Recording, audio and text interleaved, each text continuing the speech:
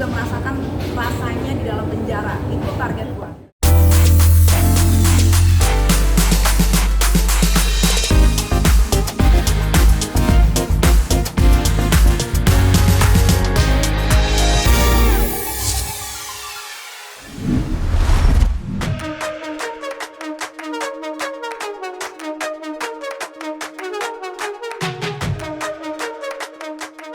Usai mendapat gugatan pra-peradilan dari sang mantan suami, Dipo Latif terkait dugaan penggelapan mobil beberapa waktu lalu, akhirnya Nikita Mirzani bisa bernapas lega lantaran gugatan tersebut telah ditolak oleh Pengadilan Negeri Jakarta Selatan pada Selasa 7 September 2021 kemarin. Dan kini, Nikita pun semakin tak gentar untuk melanjutkan gugatannya terhadap Dipo terkait dugaan penelantaran anaknya yang tak diakui oleh Dipo. Bahkan, Dipo meminta tes DNA dilakukan yang justru membuat Nikita tak gentar untuk meladeni permintaan tersebut. Ini yang memutuskan bukan Nikita sendiri, ini putusan Pengadilan Agama pada tingkat pertama, tingkat banding dan Mahkamah Agung Kasasi. Itu perkawinannya Nikita dan Dipo itu disahkan oleh Pengadilan Agama. Ya, ini silakan dibaca. Yang kedua di sini telah ditetapkan tentang biaya. Saya tidak mau biayanya biar kita lebih banyak duitnya.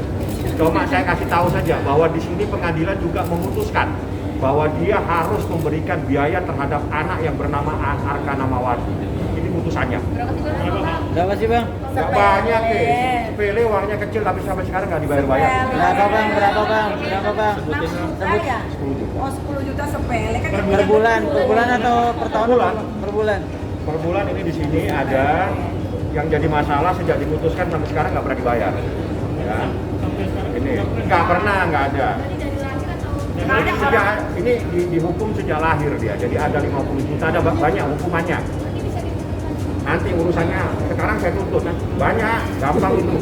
Nanti saya kasih macam-macam pasal, tenang aja. Cuma saya sekedar tunjukkan saja ya. Ini pengadilan sudah memutuskan dia harus membiayai Arkana.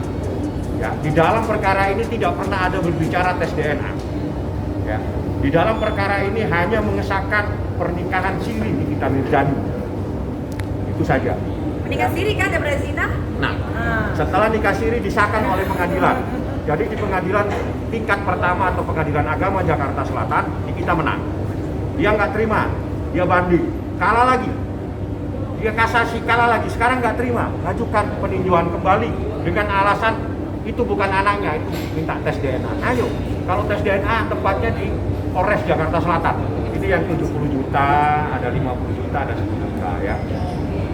Itu sebenarnya nominal itu tidak sebanding sama waktu gue melahirkan ya. Gue melahirkan tuh habis kurang lebih 6 tahun. Ini ada biaya 50 juta untuk biaya perawatan apa. Sebetulnya intisarinya bukan di biaya ya. Intisarinya bahwa di sini ada kewajiban dia untuk membiayai anaknya yang bernama Arkana Mawati. Berdasarkan putusan inilah saya melaporkan dia di Polres Jakarta Selatan tentang penelantaran anak. Itu yang harus dipahami. Sehingga dia panik, dia mengajukan peninjauan kembali dengan asal-asalan seperti ini. Ya, tiba-tiba dia menyangka itu anaknya. Karena apa? Karena panik. Karena Nikita tiba-tiba melaporkan dia di Polres Jakarta Selatan menelantarkan anak. Karena ada jurisprudensinya. Walaupun itu anak tidak terlantar karena dipiara oleh Nikita, karena dia tidak bisa memberikan nafkah batin, itu adalah penelantaran. Saya kasih nanti bukunya, saya kasih jurisprudensinya kalau ingin tahu seperti apa. Makanya hati-hati, siapa saja tidak boleh menelantarkan anak ya. Nggak ada satu kali boleh dicek rekeningnya apa, banknya apa, boleh dicek. Kalau mereka mau bikin ketik, kalau gua mah print langsung dicap sama banknya, nggak ada.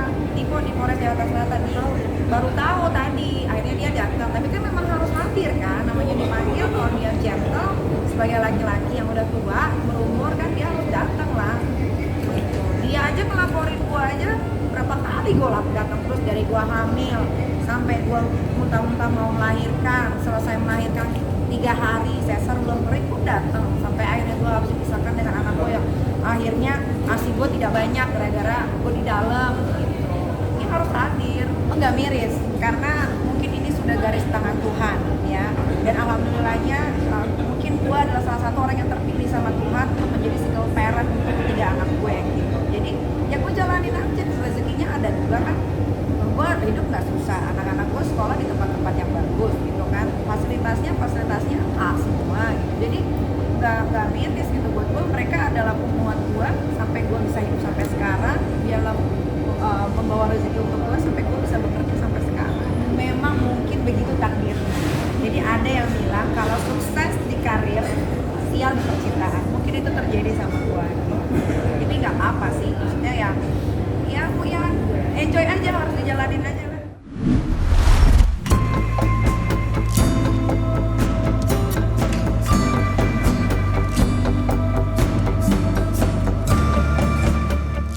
Diketahui Nikita dan Dipo menikah siri pada 18 Februari 2018 lalu dan memiliki satu orang anak laki-laki, namun pernikahan tersebut hanya berlangsung selama 6 bulan. Bahkan, demi meresmikan pernikahan sirinya agar mendapatkan status hukum sang anak, Nikita pun mengajukan permohonan isbat ke Pengadilan Agama Jakarta Selatan dan dikabulkan hingga akhirnya resmi bercerai pada 25 Februari 2021 lalu. Dan kini, kegeraman Nikita terhadap ulah mantan suaminya tersebut yang masih saja mengganggunya hingga saat ini tampaknya sudah tak terbendung lagi. Nikita bertekad untuk menjebloskan Dipo ke penjara agar anak dari Abdul Latif, mantan Menteri Pariwisata, Seni dan Budaya Indonesia pada masa kepresidenan Soeharto tersebut bisa merasakan seperti apa yang ia rasakan sebelumnya. Nikita pun meminta Dipo fokus pada kehidupan asmaranya yang saat ini telah ia jalani, serta meminta keluarga Dipo untuk berhenti turut campur untuk mengusiknya. Tenang aja gitu, maksudnya kayak dia kan sedang mengumbar-ngumbar hubungan kasmarannya nih, ya lu happy aja sama pasangan lu ngapa masih ganggu gue gitu. Emang gue ada ganggu lo, jangan terima sama gue gitu. Kalau gue diam jangan diusik gitu loh. Kan dia bilang ke teman-temannya, yang teman-temannya juga rata-rata kan banyak teman-teman gue juga, dia Dipo tuh lagi happy sama pasangan baru, tapi kok tidak menunjukkan kehappiannya gitu. Lo cuma mau nunjukin di sosial media aja lo punya pasangan, lo laku gitu, atau gimana, nggak ngerti. Pasangannya juga harusnya ngasih tahu. Kalau pasangannya benar, pasangannya harusnya kasih tahu, lo nggak boleh begini, ini ada anak, ini nggak boleh begini gini. Ya mungkin dua-duanya sama ya, itu menurut gua ya. Kalau gua salah minta maaf lah.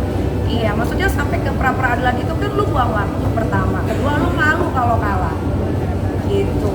Jadi stop lah Dipo dan keluarganya, apalagi ini Latif nih ya, kakaknya nih, stop deh gitu. Jangan sampai nanti gue kerasukan setan lagi gitu kan, akhirnya gue nyap-nyap gitu loh. Jangan sampai gitu, gue malu menurunkan standarisasi gue berperang sama orang gitu kan, gue nggak mau gitu.